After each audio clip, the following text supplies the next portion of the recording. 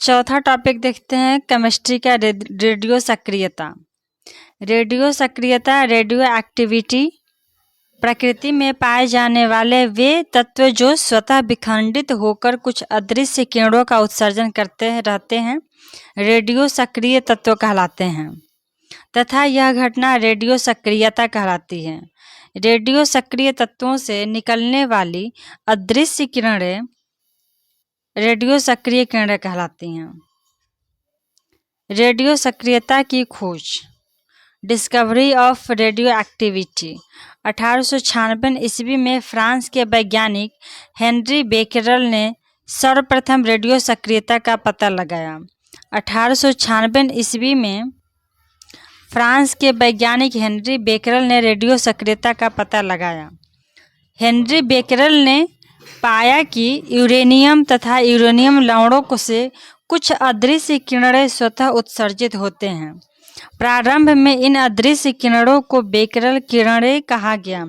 1898 ईस्वी में madam Curie तथा उनके पति पियरे क्यूरी ने यह सुझाव दिया कि यूरेनियम और इसके यौगिकों से बेकेरल किरणों का निकलना एक परमाणु जनित क्रिया है। फिर से देख लेते हैं। 1896 ईस्वी में फ्रांस के वैज्ञानिक हेनरी बेकेरल ने सबसे पहले रेडियो सक्रियता का पता लगाया। हेनरी बेकेरल ने पाया कि यूरेनियम तथा यूरेनियम लवणों से कुछ अदृश्य किरणें स्वतः उत्सर्जित होते हैं। प्रारंभ में इन अदृश्य किरणों को बेकेरल किरणें कहा गया। 1898 ईस्वी में मैडम क्यूरी तथा उनके पति पियरे क्यूरी ने यह सुझाव दिया कि यूरेनियम और इसके यौगिकों से बेकेरल किरणों का निकलना एक परमाणु जनित क्रिया है। ठीक है, और यह विशिष्ट गुण यूरेनियम की रासायनिक स्थिति या भौतिकी अवस्था पर निर्भर नहीं करता है। 1898 ईस्वी में मैडम क्यूरी एवं स्मिट्स ने अन्य रेडियो सक्रिय पदार्थों की खोज के क्रम में बतलाया कि थोरियम धातु के तत्व में रेडियो सक्रियता पाई जाती है। फिर से देख लेते हैं एक बार। 1898 ईस्वी में मैडम क्यूरी एवं स्मिट्स को किसने 1898 में मैडम क्यूरी और स्मिट ने अन्य रेडियो सक्रिय पदार्थों की खोज के क्रम में यह बतलाया कि थोरियम धातु के तत्व में भी रेडियो सक्रियता पाई जाती है। ठीक है, 1902 ईस्वी में मैडम क्यूरी तथा उनके पति पियरे क्यूरी ने पता लगाया कि यूरेनियम के खनिज पिच ब्लेंड में यूरेनियम की अपेक्षा लगभग 4 गुनी अधिक रेडियो सक्रियता उपलब्ध होती है। ठीक है, फिर से देख लेते हैं। 1902 ईस्वी में मैडम क्यूरी तथा उनके पति पियरे क्यूरी ने पता लगाया कि यूरेनियम के खनिज पिच ब्लेड में यूरेनियम की अपेक्षा 4 गुनी रेडियो सक्रिय उपलब्धता होती है। ठीक है, इससे स्पष्ट हुआ कि पिच ब्लेंड में यूरेनियम से भी अधिक रेडियो सक्रिय तत्व उपस्थित हैं। इस अनुमान के आधार पर इस वैज्ञानिक दंपत्ति ने अपने कठिन और जोखिम भरे अनुसंधान के फलस्वरूप 1903 ईस्वी में 1903 ईस्वी में पिच ब्लेड से रेडियम नामक एक अत्यंत रेडियो सक्रिय तत्व की खोज की। आज लगभग 40 प्राकृतिक रेडियो सक्रिय समस्थानिक एवं अनेक रेडियो सक्रिय तत्व ज्ञात हैं। फिर से एक बार देख लेते हैं। पिच ब्लेड में यूरेनियम से भी अधिक रेडियो सक्रिय तत्व उपस्थित हैं। इस अनुमान के आधार पर इस वैज्ञानिक दंपत्ति ने मैडम क्यूरी और पियरे क्यूरी ने अपने कठिन और जोखिम भरे अनुसंधान के फलस्वरूप 1903 ईस्वी में 1903 ईस्वी में पिच ब्लेड से रेडियम नामक एक अत्यंत रेडियो सक्रिय तत्व की खोज की। आज लगभग 40 प्राकृतिक रेडियो सक्रिय समस्थानिक एवं अनेक रेडियो सक्रिय तत्व ज्ञात हैं। कितने प्राकृतिक रेडियो सक्रिय समस्थानिक आज के डेट में ज्ञात हैं? तो 40। नेक्स्ट देखते हैं रेडियो सक्रियता के प्रकार। रेडियो सक्रियता के प्रकार हैं किसी तत्व के रेडियो सक्रिय परिवर्तन में परमाणु के नाभिक का विखंडन होता है। ठीक है। इसका कारण यह है कि रेडियो सक्रिय तत्व के परमाणु अस्थायी होते हैं। ऐसे परमाणु के नाभिक में न्यूट्रॉनों की संख्या अत्यधिक होती है। ठीक है, फिर से एक बार देखते हैं। किसी तत्व के रेडियो सक्रिय परिवर्तन में परमाणु के नाभिक का विखंडन होता है।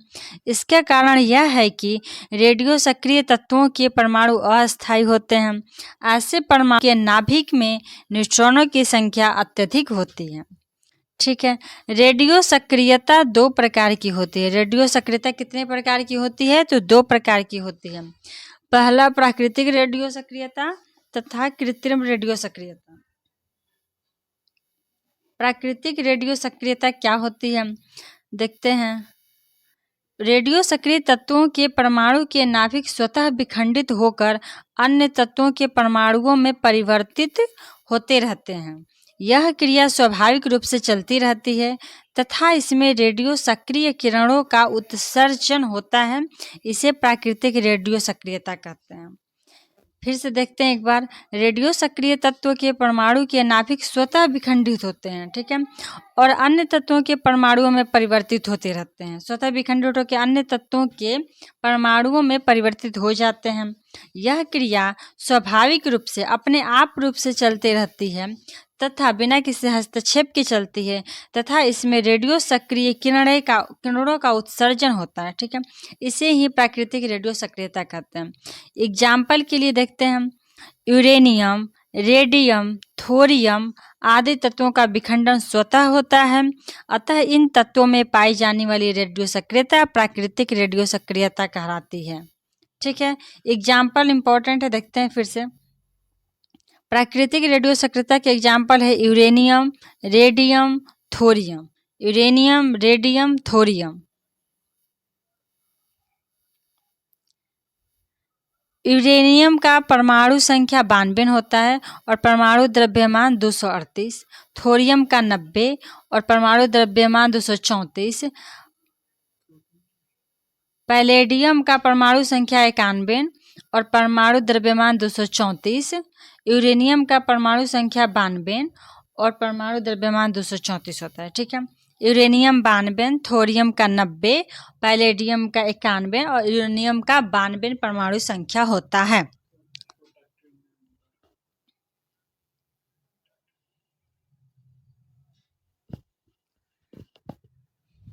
कृत्रिम रेडियो सक्रियता, आर्टिफिशियल रेडियो एक्टिविटी। देखते हैं कि पहला देख लिए हम लोग कि प्राकृतिक रेडियो सक्रियता, अब दूसरा देखते हैं कृत्रिम रेडियो सक्रियता, आर्टिफिशियल रेडियो एक्टिविटी। कृत्रिम रेडियो सक्रियता वह प्रक्रिया है जिसके द्वारा कोई तत्व कृत्रिम तरीके से किसी ज्ञात तत्व के रेडियो सक्रिय समस्थानिक में परिवर्तित किया जाता है। ठीक है, कृत्रिम रेडियो सक्रियता वह प्रक्रिया है जिसके द्वारा कोई तत्व कृत्रिम तरीके से किसी ज्ञात तत्व के रेडियो सक्रिय समस्थानिक में परिवर्तित किया जाता है। ठीक है, इस प्रक्रिया में उस तत्व पर तीव्र वेग वाले कणों, प्रोटॉन, न्यूट्रॉन या अल्फा कण आदि से प्रहार किया जाता है। उदाहरण के लिए मैग्नीशियम जो एक अस्थायी तत्व है, उस पर अल्फा कणों हीलियम जिसका परमाणु संख्या 2 और परमाणु द्रव्य 4 है से प्रहार करने पर एक अस्थायी और रेडियो सक्रिय तत्व सिलिकॉन बनता है तथा न्यूट्रॉन मुक्त होता है। फिर यह सिलिकॉन स्वतः परिवर्तित होकर अस्थायी एल्यूमिनियम में बदल जाता है। ठीक है, फिर से देख लेते हैं कि कृत्रिम रेडियो सक्रियता क्या होती है। कृत्रिम रेडियो सक्रियता वह प्रक्रिया होती है जिसके द्वारा कोई तत्व कृत्रिम तरीके से ज्ञात किया जाता है। ठीक है, और कृत्रिम तरीके से कैसे ज्ञात किया जाता है कि जो कोई तत्व पहले से है, प्राकृतिक है, उसके रेडियो सक्रिय समस्थानिक में परिवर्तित किया जाता है और रेडियो सक्रिय समस्थानिक में परिवर्तित करने के लिए कोई विधि अपनाया जाता होगा और उस विधि का तरीका है कि जिसे हम कृत्रिम रेडियो सक्रियता प्राप्त कर सकते हैं। उस तरीके में ये है कि उस तत्व पर तीव्र वेग वाले कणों, प्रोटॉन, न्यूट्रॉन, अल्फा कण से प्रहार किया जाता है। ठीक है, एग्जाम्पल के लिए मैग्नीशियम जो एक अस्थायी तत्व है, इस पर अल्फा कणों से प्रहार किया जाएगा और उसके बाद एक अस्थाई और रेडियो सक्रिय तत्व सिलिकॉन बनता है। ठीक है, मैग्नीशियम पर अल्फा कण से प्रहार किया जाएगा तो क्या बनेगा? अस्थाई और रेडियो सक्रिय तत्व बनेगा और जिसका नाम होगा सिलिकॉन। ठीक है, तथा न्यूट्रॉन मुक्त होता है, न्यूट्रॉन भी मुक्त होगा। फिर यह सिलिकॉन जो है वह स्वतः परिवर्तित होकर, अपने आप परिवर्तित होकर अस्थाई एल्यूमिनियम में बदल जाता है। यहाँ पे उसका इक्वेशन दिया हुआ है। मैग्नीशियम जो कि अस्थाई है उस पर हीलियम का प्रहार किया जाता है तो अस्थाई सिलिकॉन और ये न्यूट्रॉन उत्सर्जित होता है। उसके बाद यह स्वतः अपने आप से फिर से ये बदल जाता है अस्थाई एल्यूमिनियम में और पॉजिटिव है। ठीक है, रेडियो सक्रिय किरणें, रेडियो एक्टिव रेज, रेडियो सक्रिय पदार्थों से निकलने वाले अदृश्य किरणों को रेडियो सक्रिय किरणें, रेडियो एक्टिव रेज कहते हैं। रेडियो सक्रिय पदार्थ से निकलने वाली इन किरणों को रदरफोर्ड ने 1902 ईस्वी में चुंबकीय तथा विद्युत क्षेत्र से प्रवाहित करके पाया कि कुछ किरणें विद्युत क्षेत्र के ऋण ध्रुव की ओर और कुछ किरणें विद्युत क्षेत्र के धन ध्रुव की ओर मुड़ जाती हैं तथा अन्य किरणें जो बचती हैं वो चुंबकीय एवं विद्युत क्षेत्र का कोई प्रभाव नहीं पड़ता है और ये सीधे गमन करती हुई निकल जाती हैं। रदरफोर्ड के इन किरणों को क्रमशः अल्फा किरण, बीटा किरण तथा गामा किरण कहा गया है। फिर से देखते हैं एक बार, रेडियो सक्रिय जो किरणें होती हैं वो क्या होती हैं? रेडियो सक्रिय पदार्थों से जो निकलने वाली अदृश्य किरणें होती है जिनको हम नहीं देख सकते वो रेडियो सक्रिय किरणें होती हैं। ठीक है, और रेडियो सक्रिय पदार्थ कौन कौन थे? Thorium, uranium. तो इनसे अदृश्य किरणें निकलती हैं जिनको रेडियो सक्रिय किरणें कहते हैं। और ये रेडियो सक्रिय पदार्थों से निकलने वाले इन किरणों को रदरफोर्ड ने 1902 में चुंबकीय तथा विद्युत क्षेत्र से प्रवाहित करके यह पाया कि कुछ किरणें विद्युत क्षेत्र के ऋण ध्रुव की ओर और कुछ किरणें विद्युत क्षेत्र के धन ध्रुव की ओर मुड़ जाती हैं तथा जो अन्य किरणें होती हैं वो चुंबकीय एवं विद्युत क्षेत्र का कोई प्रभाव नहीं पड़ता है तथा ये सीधे गमन करती हुई निकल जाती हैं। ठीक है, रदरफोर्ड ने इन किरणों को क्रमशः अल्फा कण, बीटा कण तथा गामा कण कहा था। ठीक है, रेडियो सक्रिय किरणों के गुण। अल्फा किरणों के गुण, ये किरणें अति सूक्ष्म धन आवेशित कणों की बनी होती हैं। अल्फा किरणें किसकी बनी होती हैं? तो अति सूक्ष्म धन आवेशित कणों की बनी होती हैं। इस कारण विद्युत क्षेत्र से होकर गमन करते समय ये किरणें विद्युत क्षेत्र के ऋण ध्रुव की ओर मुड़ जाती हैं। ठीक है, क्योंकि सेम पॉजिटिव डिस्ट्रैक्शन होता है और पॉजिटिव निगेटिव अट्रैक्शन। सो ये अल्फा कण पॉजिटिव धन आवेशित होती हैं इसलिए यह ऋण ध्रुव की ओर मुड़ जाती हैं। दूसरा पॉइंट है अल्फा कण के बारे में कि प्रयोग के आधार पर यह पाया गया कि अल्फा कण वस्तुतः द्विआवेश युक्त हीलियम आयन हैं। इनकी मात्रा हाइड्रोजन परमाणु से 4 गुनी अधिक होती है।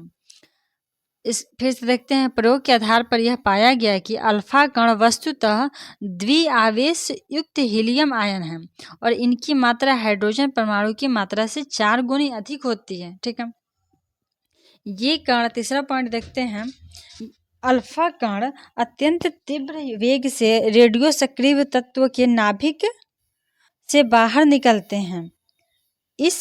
इसका वेग प्रकाश के वेग का लगभग 1/10 भाग होता है। अल्फा कण अत्यंत तीव्र वेग से रेडियो सक्रिय तत्वों के नाभिक से बाहर निकलती है। कहाँ से? नाभिक से। और इसका वेग प्रकाश के वेग का लगभग 1/10 भाग होता है। ठीक है, चौथा पॉइंट है अल्फा कण के बारे में, इन कणों का द्रव्यमान अधिक होने के कारण इनकी गतिज ऊर्जा अधिक होती है। गतिज ऊर्जा बराबर होता है 12 mv²। तो इनका द्रव्यमान अधिक होगा तो गतिज ऊर्जा भी अधिक होगा क्योंकि डायरेक्टली प्रोपोर्शनल होते हैं। पांचवा पॉइंट है, इन किरणों को किसी गैस से होकर प्रवाहित करने पर ये आयनित कर देती हैं। ठीक है, अल्फा कणों को किसी गैस से होकर प्रवाहित किया जाएगा तो वो गैस से आयनित हो जाती हैं।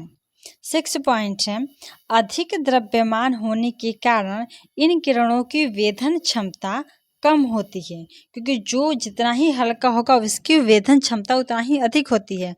तो इसका द्रव्यमान अधिक होने के कारण वेधन क्षमता कम होगी।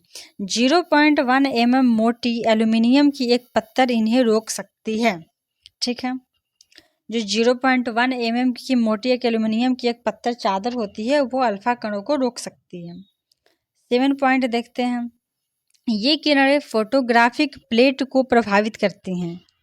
ये किरणें फोटोग्राफिक प्लेट को प्रभावित करती हैं तथा जिंक सल्फाइड या बेरियम प्लेटियोसाइनाइड में स्फुरदीप्ति उत्पन्न करती हैं।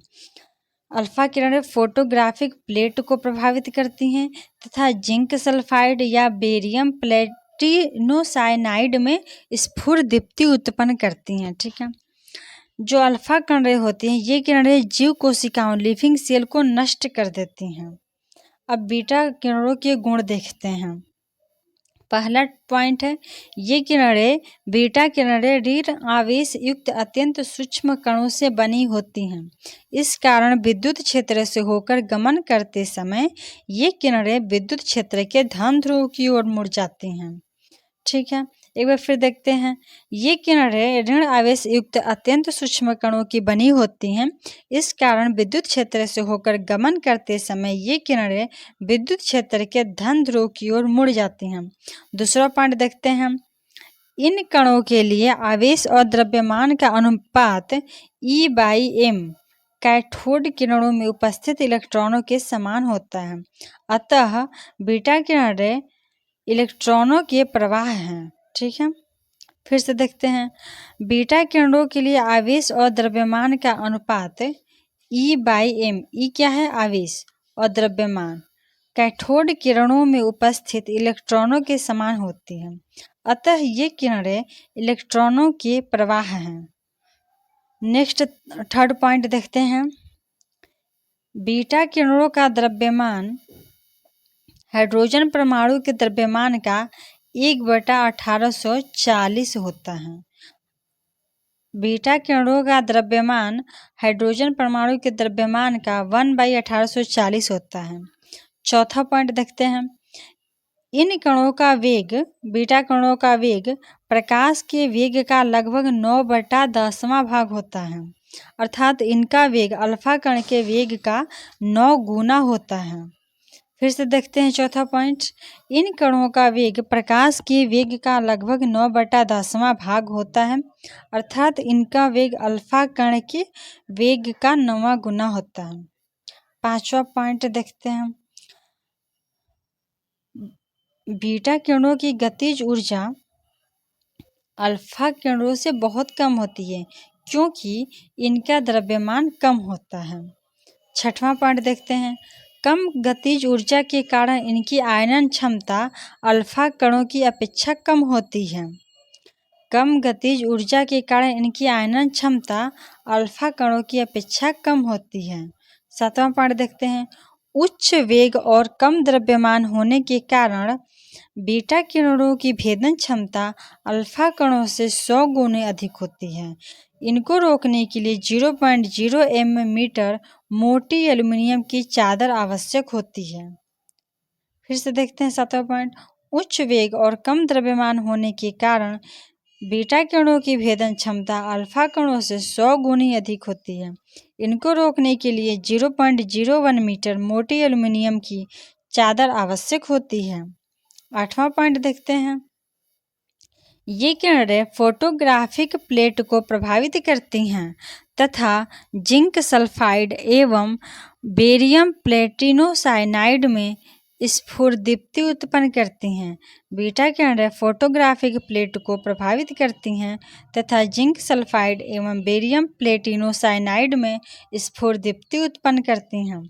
नवा पॉइंट देखते हैं, इनकी गतिज ऊर्जा कम होने के कारण इन किरणों में जिंक सल्फाइड या बेरियम प्लेटिनोसाइनाइड जैसे लवणों में स्फुरदीप्ति उत्पन्न करने की क्षमता नहीं के बराबर होती है।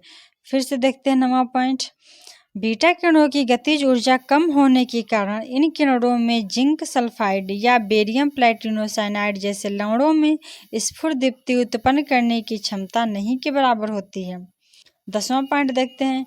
किसी विद्युत क्षेत्र से होकर गुजरने पर यह धन ध्रुव की ओर मुड़ जाती हैं, किंतु अल्फा कणों की अपेक्षा इनका विचलन अधिक होता है। 11वां पॉइंट देखते हैं। इन किरणों में जीव विज्ञान लिविंग सेल्स को नष्ट करने की क्षमता होती है। सी, गामा किरणों के गुण। गामा किरणों के गुण का पहला पॉइंट है, ये किरणें विद्युतः उदासीन होती हैं। इसका कारण विद्युत क्षेत्र से होकर गमन करते समय ये किरणें विचलित नहीं होती हैं। दूसरा पॉइंट है, ये किरणें अति लघु तरंग दैर्घ्य वाली विद्युत चुंबकीय तरंग हैं। फिर से देखते हैं दूसरा पॉइंट, ये किरणें अति लघु तरंग दैर्घ्य वाली विद्युत चुंबकीय तरंग हैं। तीसरा पॉइंट है, ये किरणें कणों की नहीं बनी होती हैं। चौथा पॉइंट, इनका वेग प्रकाश के वेग के लगभग बराबर होता है। 5वां पॉइंट, इनका मात्रा शून्य होती है, अतः गामा किरणें अद्रव्य नॉन मैटेरियल प्रकृति वाली होती हैं। इनकी मात्रा शून्य होती है, अतः गामा किरणें अद्रव्य नॉन मैटेरियल प्रकृति वाली होती हैं। 6वां पॉइंट देखते हैं। इन अति उच्च वेग से गतिशील होने के कारण गामा किरणों की भेदन क्षमता अल्फा और बीटा की किरणों की तुलना में सबसे अधिक होती है। गामा किरणों की भेदन क्षमता अल्फा और बीटा किरणों की तुलना में सबसे अधिक होती है। 7वां पॉइंट देखते हैं। इन किरणों का द्रव्यमान नहीं के बराबर होने के कारण इनका फोटोग्राफिक प्लेट एवं जिंक सल्फाइड टिनोसाइनाइड पर प्रभाव बहुत कम पड़ता है। फिर से देखते हैं 7वां पॉइंट, गामा किरणों का द्रव्यमान नहीं के बराबर होने के कारण इनका फोटोग्राफिक प्लेट एवं जिंक सल्फाइड या बेरियम प्लैटिनोसाइनाइड पर प्रभाव बहुत कम पड़ता है। 8वां पॉइंट देखते हैं। गामा किरणों में जीव कोशिकाओं को नष्ट करने की शक्ति होती है। गामा किरणों में जीव कोशिकाओं को नष्ट करने की शक्ति होती है। 9वां पॉइंट देखते हैं। गतिज ऊर्जा का मान बहुत कम होने के कारण इन किरणों में गैसों को आयनित करने की क्षमता बहुत कम होती है। ठीक है, गतिज ऊर्जा का मान बहुत कम होने के कारण इन किरणों में गैसों को आयनित करने की क्षमता बहुत कम होती है। रेडियो सक्रिय विखंडन, रेडियो एक्टिव डिसइंटीग्रेशन। रेडियो सक्रिय तत्वों के नाभिक से रेडियो सक्रिय तत्वों के स्वतः उत्सर्जन की प्रक्रिया को रेडियो सक्रिय विखंडन या रेडियो सक्रिय क्षय, रेडियो एक्टिव डिके कहा जाता है।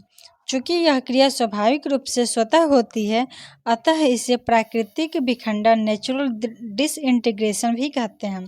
इस क्रिया में अल्फा, बीटा और गामा किरणों का उत्सर्जन होता है। ठीक है,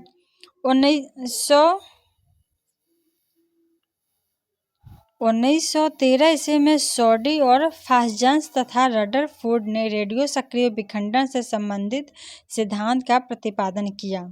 रेडियो सक्रिय विखंडन से संबंधित सिद्धांत का प्रतिपादन किसने किया? तो 1913 ईस्वी में सॉडी, फास्जन्स तथा रदरफोर्ड ने किया था। इनके अनुसार पहला पॉइंट देखते हैं कि रेडियो सक्रिय तत्वों के परमाणु अस्थायी होते हैं। रेडियो सक्रिय तत्वों के परमाणु अस्थायी होते हैं जो स्वतः विखंडित होकर नए तत्वों में परिवर्तित होते रहते हैं। रेडियो सक्रिय तत्वों के परमाणु अस्थायी होते हैं जो स्वतः विखंडित होकर नए तत्वों में परिवर्तित होते रहते हैं। दूसरा पॉइंट है, अल्फा कण और बीटा कण रेडियो सक्रिय तत्व के परमाणु के नाभिक से उत्पन्न होते हैं। अल्फा कण और बीटा कण रेडियो सक्रिय तत्व के परमाणु के नाभिक से उत्पन्न होते हैं। तीसरा पॉइंट देखते हैं। रेडियो सक्रिय परिवर्तन दो प्रकार के होते हैं। पहला अल्फा परिवर्तन, दूसरा बीटा परिवर्तन। अल्फा परिवर्तन अल्फा कण के निकलने से होने वाले परिवर्तनों को अल्फा परिवर्तन कहते हैं। बीटा परिवर्तन बीटा कण के निकलने से होने वाले परिवर्तनों को बीटा परिवर्तन कहते हैं। किसी परमाणु के नाभिक में से एक अल्फा कण के निकल जाने से प्राप्त होने वाले परमाणु का द्रव्यमान मूल परमाणु के द्रव्यमान से 4 कम हो जाता है और परमाणु संख्या 2 कम हो जाती है। फिर से देखते हैं, किसी परमाणु के नाभिक में से एक अल्फा कण के निकल जाने से प्राप्त होने वाला परमाणु का द्रव्यमान मूल परमाणु के द्रव्यमान से 4 कम हो जाता है और परमाणु संख्या 2 कम हो जाती है।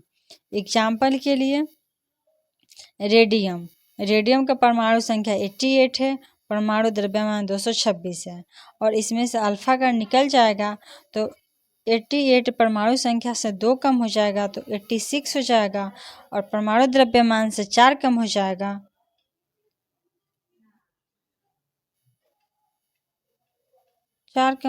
तो 22 हो जाएगा और यहाँ पर जबकि 24 ही दिया है, 22 होना चाहिए। ठीक है, नेक्स्ट देखते हैं, इसी प्रकार किसी परमाणु के नाभिक में से एक बीटा कण के निकल जाने से प्राप्त होने वाले परमाणु का द्रव्यमान वही रहता है जो मूल परमाणु का है, लेकिन परमाणु संख्या में 1 की वृद्धि हो जाती है। फिर से देखते हैं, किसी परमाणु के नाभिक में से एक बीटा कण के निकल जाने से प्राप्त होने वाले परमाणु का द्रव्यमान तो सेम ही रहेगा, लेकिन जो मूल परमाणु का है लेकिन परमाणु संख्या में 1 की वृद्धि हो जाती है। एग्जाम्पल के लिए रेडियम परमाणु संख्या 88 और परमाणु द्रव्यमान 228, उसमें से एक बीटा कण को निकालेंगे तो परमाणु संख्या में 1 की वृद्धि हो जाएगी तो 89 हो जाएगा, लेकिन परमाणु द्रव्यमान वहीं का वहीं रहेगा। एक और एग्जाम्पल है थोरियम, उसका परमाणु संख्या 90 और उसका परमाणु द्रव्यमान 234 है। इसमें से एक बीटा कण निकलेगा तो 90 में 1 वृद्धि हो जाता है, बीटा कण के निकलने पर एक परमाणु संख्या बढ़ जाएगा तो 90 से 91 हो जाएगा, जबकि परमाणु द्रव्यमान उसका सेम रहेगा 234 का 234। ठीक है, किसी परमाणु के नाभिक में से एक अल्फा कण तथा 2 बीटा कणों के निकल जाने से प्राप्त होने वाले परमाणु की परमाणु संख्या वही रहता है जो मूल परमाणु की है। किसी परमाणु के नाभिक में से एक अल्फा कण तथा 2 बीटा कणों के निकल जाने से प्राप्त होने वाले परमाणु की परमाणु संख्या वही रहता है जो मूल परमाणु की है, लेकिन इसका परमाणु द्रव्यमान मूल परमाणु के द्रव्यमान से 4 इकाई कम हो जाता है, अर्थात मूल परमाणु और नए परमाणु दोनों एक दूसरे के समस्थानिक होते हैं। फिर से देख लेते हैं, किसी परमाणु के नाभिक में से एक अल्फा कण तथा 2 बीटा कणों के निकल जाने से प्राप्त होने वाले परमाणु की परमाणु संख्या तो सेम ही रहेगा, क्योंकि अल्फा कण से 2 इलेक्ट्रॉन निकल जाते थे, 2 परमाणु संख्या निकल जाते थे और बीटा कणों में एक बीटा कण से निकलने से एक परमाणु संख्या बढ़ जाता था, तो 2 निकालेंगे तो 2 निकल गया और इसमें 2 ऐड हो गया अल्फा कण में, तो ये बराबर हो जाएंगे, मतलब कट जाएंगे, एक भी नहीं बचेंगे, तो वहीं के वहीं रहेंगे। लेकिन इनके परमाणु द्रव्यमान में तो चेंजेज आएगा, और वो इसलिए आएगा क्योंकि अल्फा कण को हटाने से 4 कम हो जाता था और बीटा कणों को हटाने से 1 भी कम नहीं होता था, इसलिए इनके परमाणु द्रव्यमान मूल परमाणु के द्रव्यमान से 4 इकाई कम हो जाता है, अर्थात मूल परमाणु और नए परमाणु दोनों एक दूसरे के समस्थानिक आइसोटोप्स होते हैं। नेक्स्ट देखते हैं पैरा, किसी रेडियो सक्रिय तत्व परमाणु के नाभिक से एक अल्फा कण के उत्सर्जन से प्राप्त होने वाले नए तत्व का आधुनिक आवर्त सारणी में स्थान जनक तत्व के स्थान से 2 समूह बाईं ओर चला जाता है। वहीं बीटा कण के उत्सर्जन से प्राप्त होने वाले नए तत्वों का आधुनिक आवर्त सारणी में स्थान जनक तत्व के स्थान से 1 समूह दाईं ओर चला जाता है। इस नियम को ही समूह विस्थापन नियम, ग्रुप डिस्प्लेसमेंट लॉ कहते हैं। फिर से देख लेते हैं इस पैरा को, किसी रेडियो सक्रिय तत्व परमाणु के नाभिक से अगर अल्फा कण के उत्सर्जन किया जाता है तो उससे जो प्राप्त होने वाला नया तत्व है उसका आधुनिक आवर्त सारणी में स्थान जो होगा वो पहले के स्थान से 2 समूह, 2 वर्ग, 2 ग्रुप बाईं ओर चला जाएगा और वहीं बीटा कण के उत्सर्जन से प्राप्त होने वाले जो नए तत्व होंगे उनका आधुनिक आवर्त सारणी में स्थान जो पहले था स्थान तत्व का उससे एक समूह दाईं ओर चला जाता है। ठीक है, इस नियम को ही समूह विस्थापन नियम कहते हैं, ग्रुप डिस्प्लेसमेंट लॉ कहते हैं। अल्फा कण के निकालने से 2 समूह बाईं ओर चला जाता है। क्यों? क्योंकि उसमें 2 परमाणु संख्या का ह्रास होता था, इसलिए वो 2 पीछे चला जाएगा, 2 समूह बाईं ओर चला जाएगा। और बीटा कण के निकालने से 1 की वृद्धि हो जाती है 1 परमाणु संख्या के, इसलिए वो 1 वर्ग आगे मतलब दाईं ओर आ जाएगा। ठीक है, इसी नियम को ही तो समूह विस्थापन नियम, ग्रुप डिस्प्लेसमेंट लॉ कहते हैं। नेक्स्ट पैरा देखते हैं, अर्ध आयु काल, हाफ लाइफ पीरियड। यह समय अंतराल जिसमें किसी रेडियो सक्रिय तत्व में उपस्थित परमाणुओं की संख्या विखंडित होकर प्रारंभिक संख्या की आधी हो जाती है, उस तत्व को अर्ध आयु काल कहलाता है। फिर से देखते हैं, अर्ध आयु काल, हाफ लाइफ पीरियड, वह समय अंतराल जिसमें किसी रेडियो सक्रिय तत्व में उपस्थित परमाणुओं की संख्या विखंडित होकर प्रारंभिक संख्या की आधी हो जाती है, उस तत्व की अर्ध आयु काल कहलाता है। दूसरे शब्दों में, किसी रेडियो सक्रिय पदार्थ की सक्रियता उसकी प्रारंभिक सक्रियता से ठीक आधी हो जाने में जितना समय लगता है उसे ही उस पदार्थ की अर्ध आयु, हाफ लाइफ कहते हैं। ठीक है, फिर से एक बार देखते हैं, किसी रेडियो सक्रिय पदार्थ की सक्रियता उसकी प्रारंभिक सक्रियता से ठीक आधी हो जाती है, उसकी आधी होने में जितना समय लगता है वही तो उसका हाफ लाइफ है। उसकी किसी तत्व की रेडियो सक्रियता को आधा होने में जितना समय लगता है उसे ही हाफ लाइफ या अर्ध आयु कहते हैं। रेडियो सक्रिय पदार्थ की अर्ध आयु कुछ सेकंडों से लेकर लाखों वर्षों तक हो सकती है। एग्जाम्पल के लिए, पोलोनियम की एक समस्थानिक है जिसके परमाणु संख्या 84 और परमाणु द्रव्यमान 214 है, कि अर्ध आयु 10 के पावर -4 सेकेंड होती है। पोलोनियम की अर्ध आयु 10 के पावर -4 सेकेंड होती है। इसका मतलब 10 के पावर -4 सेकेंड के अंतराल में पोलोनियम अपनी रेडियो सक्रियता आधी खो देती है, जबकि यूरेनियम के समस्थानिक की अर्ध आयु 4.5 इंटू 10⁹ 4 इंटू 5 इंटू 10⁹ वर्ष होती है। किसकी? तो यूरेनियम के समस्थानिक की अर्ध आयु। पोलोनियम की अर्ध आयु 10 के पावर -4 सेकेंड होती है, जबकि यूरेनियम के समस्थानिक की अर्ध आयु 4.5 इंटू 10⁹ वर्ष होती है। रेडियो सक्रिय पदार्थ की अर्धायु को किसी भी परिवर्तन द्वारा बदला नहीं जा सकता है, यह हमेशा एक समान रहता है। किसी रेडियो सक्रिय पदार्थ की अर्ध आयु उसके द्रव्यमान पर निर्भर नहीं करता है। किसी भी रेडियो सक्रिय पदार्थ की अर्ध आयु उसके द्रव्यमान पर निर्भर नहीं करता है और वह स्वतः होती रहती है और उसको किसी भी परिवर्तन द्वारा बदला नहीं जा सकता। और यूरेनियम की जो समस्थानिक अर्ध आयु होती है वह 4.5 इंटू 10⁹ वर्ष होती है, जबकि पोलोनियम की अर्ध आयु 10⁻⁻4 सेकेंड होती है। नेक्स्ट देखते हैं, किसी रेडियो सक्रिय पदार्थ की अर्ध आयु काल, टी हाफ, अर्ध आयु काल को टी हाफ से डिनोट करते हैं। इसके विखंडन स्थिरांक लैम्डा, इसके विखंडन स्थिरांक लैम्डा के साथ निम्नलिखित संबंध होता है, T half equal to 0.693 by lambda. ठीक है, टी हाफ अर्ध आयु काल equal to 0.693 by lambda. T half equal to 0.693 by lambda. औसत आयु एवरेज लाइफ।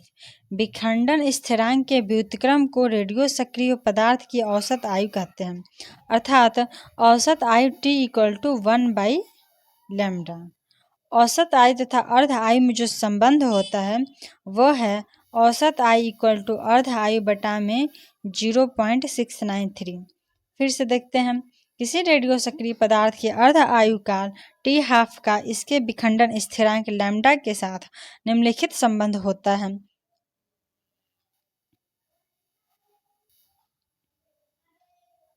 किसी रेडियो सक्रिय पदार्थ के अर्ध आयु काल टी हाफ का इसके विखंडन स्थिरांक के साथ संबंध है T half equal to 0.693 by lambda और औसत आयु एवरेज लाइफ विखंडन स्थिरांक के व्युत्क्रम को रेडियो सक्रिय पदार्थ की औसत आयु कहते हैं, अर्थात औसत आयु इक्वल टू 1 बाई लैम्डा।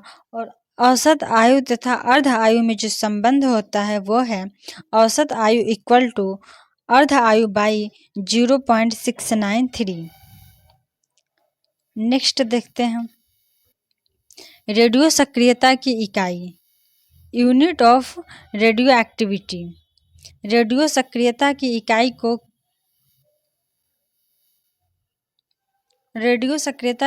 को क्यूरी कहते हैं। किसी रेडियो सक्रिय पदार्थ का वह परिमाण जिसमें प्रति सेकेंड 3.70 गुणे 10 टू द पावर 10 3.70 गुणे 10 टू द पावर 10 विखंडन होते हैं उसे क्यूरी कहते हैं, अर्थात एक curie equal to 3.7 into 10 to the power 10 विखंडन प्रति सेकेंड। रेडियो सक्रियता की जो इकाई होती है वो क्यूरी होती है और एक क्यूरी इक्वल टू होता है 3.70